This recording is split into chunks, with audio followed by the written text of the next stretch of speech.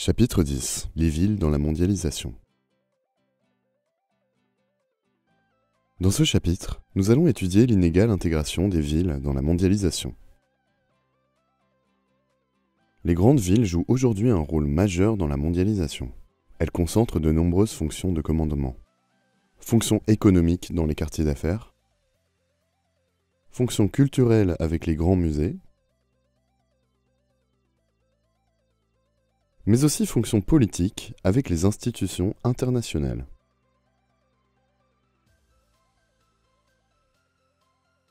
Les métropoles sont reliées entre elles par des flux de marchandises grâce aux grands ports mondiaux,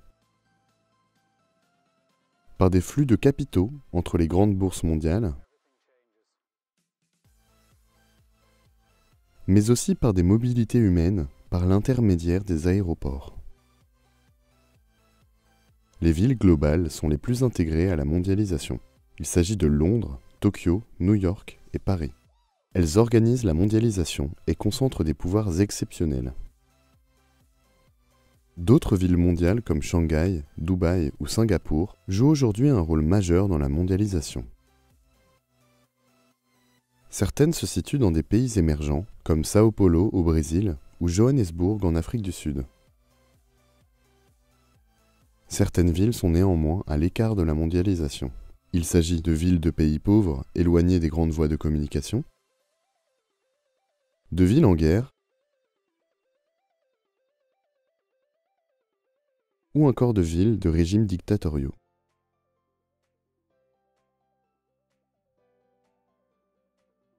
Parmi ces villes, les shrinking cities, ou villes rétrécissantes, connaissent une situation de déclin économique, démographique et social, comme Détroit aux États-Unis. Dans ces villes, des maisons et des usines sont abandonnées ou détruites, conduisant au rétrécissement urbain. Pourtant, ces villes mettent en place des mesures qui favorisent leur renouveau.